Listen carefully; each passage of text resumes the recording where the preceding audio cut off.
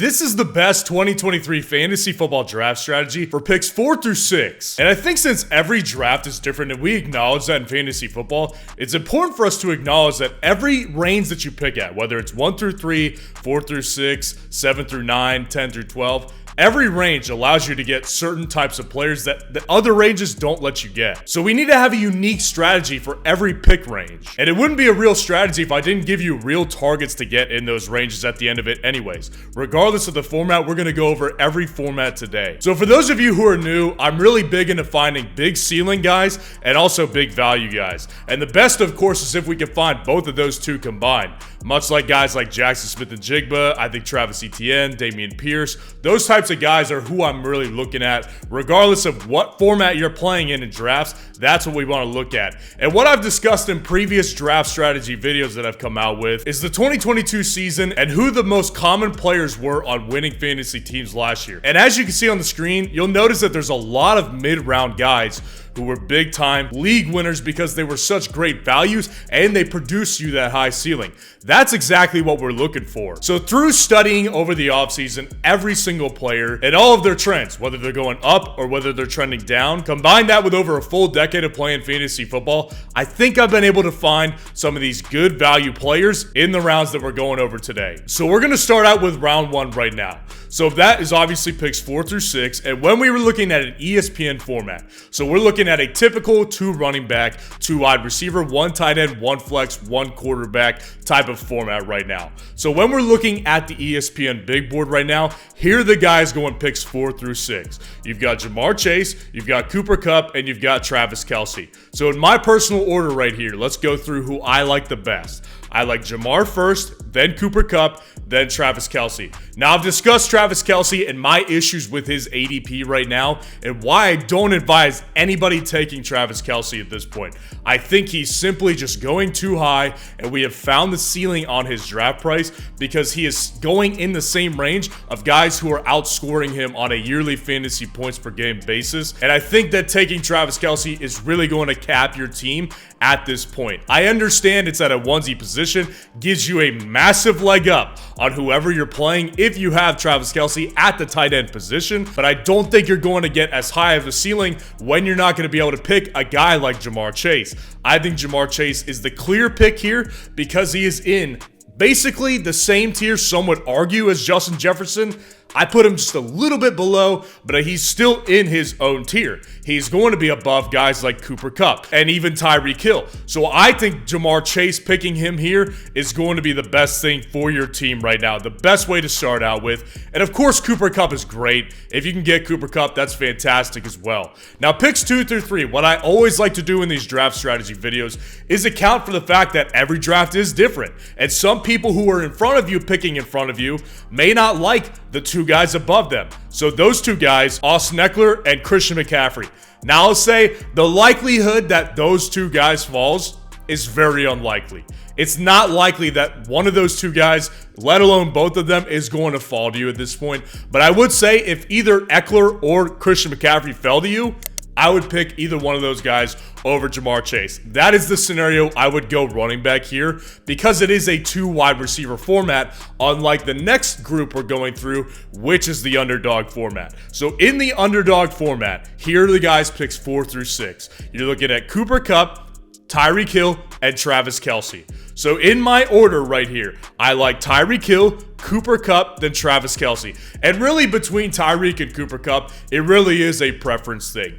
I have no problem someone making the argument to me that Cooper Kupp is going to be a better fantasy player this year than Tyreek Hill. If you are one of those people, feel free to comment below and make the case why you think Cooper Kupp is going to be the better pick over Tyreek this year. I will definitely listen.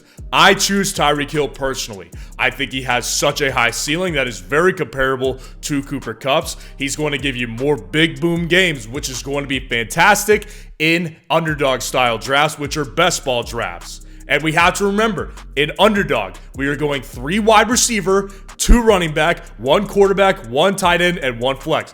And that is the reason I don't like Travis Kelce. Much like I don't like him in ESPN, I don't like him in Underdog. So I don't advise you picking Travis Kelce this year. I think we've gotten a little bit out of hand with his ADP. Now, like I did in the ESPN draft, I want to go through picks 2 and 3 just in case one of them falls to you. So picks 2 and 3 are Jamar Chase and Christian McCaffrey. If Jamar falls to you, I would pick Jamar over Tyreek Hill and Cooper Kupp. That's exactly what I would do.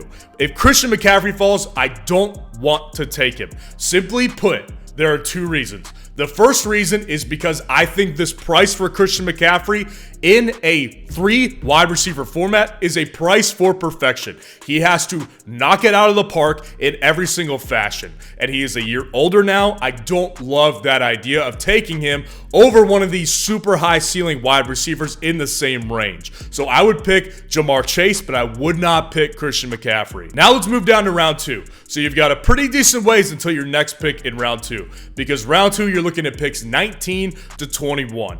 So in ESPN leagues, here's what we have on the big board in that range. We've got Amon-Ra St. Brown, Josh Allen, and Garrett Wilson. These are great guys on the board, and in my order, it's not close. Garrett Wilson, Amon-Ra St. Brown, and Josh Allen.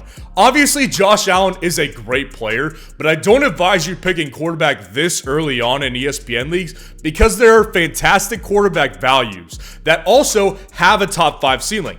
I don't think the quarterbacks later on provide you the same safe floor that Josh Allen does, but they do provide you a top 5 ceiling, a top 3 ceiling, a number 1 overall ceiling. That's the way I like to look at things because, like I said, I am a ceiling guy. And when I can make up all that ground with that upside later on at the quarterback position, I don't think it's advantageous for my team or your team to go ahead and pick a Josh Allen when there is a clear top 10 wide receiver right there with Garrett Wilson.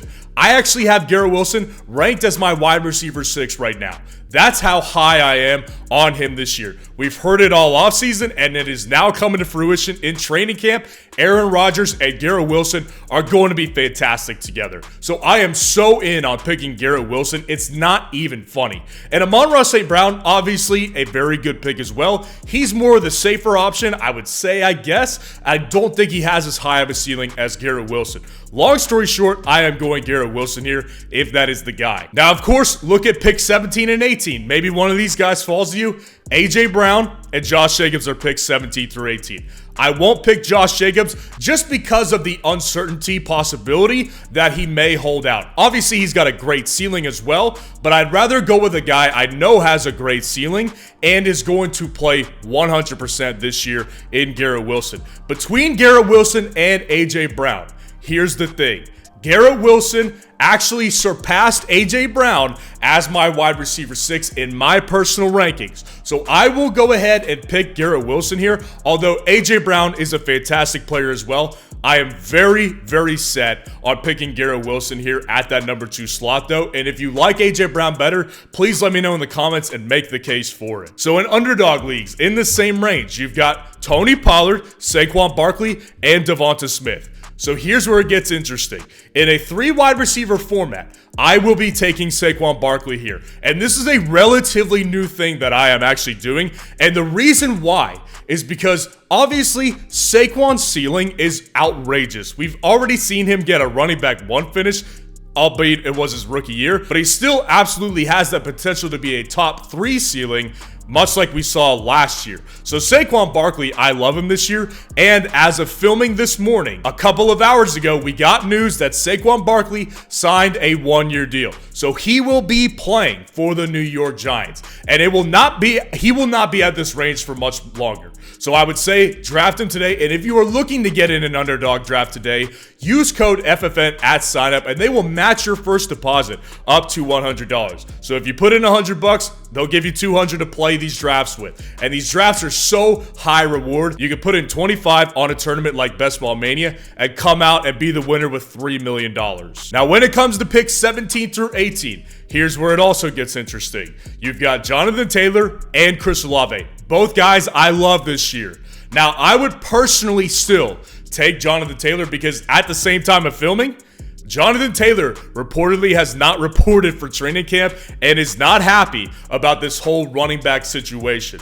So there's speculation. Maybe he doesn't play. I don't think that's going to happen. I think Jonathan Taylor is just frustrated right now and he will play. I could look like an idiot for saying it, but that's my opinion. So I would pick Jonathan Taylor over Saquon Barkley personally, but that is, again, something I would love to hear about in the comments about what y'all think. So moving down to round 3, we have got picks 28 through 30. So there's way less of a margin here between picks. So in ESPN leagues, the big board here, Joe Burrow, Breece Hall, and T. Higgins. In my order, I like T. Higgins, Breece Hall, and Joe Burrow. Now here's the thing. That's my order of the guys on the board. But there are several guys below them that I actually like more. So let's go back to rounds 1 and 2 and what we did. So let's say that you ended up getting Jamar Chase in round 1, and let's say you ended up getting Garrett Wilson in round 2. So you've got your 2 wide receivers who are going to be fantastic for you. Both of them have top 5 ceilings for sure.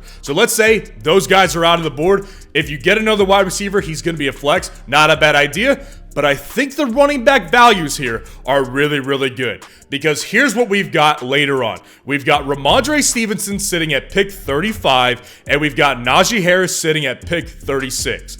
In my opinion, this may be viewed as a reach, but I don't like ESPN's big board at all. I think they have a lot of guys going way too high and a lot of guys going way too low. And since we won't get Ramondre with pick 35, the next time we pick in round 4 is picks 43 through 45. I would pick Ramondre Stevenson here personally, and here's why. I think when you were looking at a guy in the 3rd round at the running back position, you want to be able to find a guy with a combination of a very safe floor at the running back position, since you did not get one of those high-end guys who have super high floors and super high ceilings attached to them.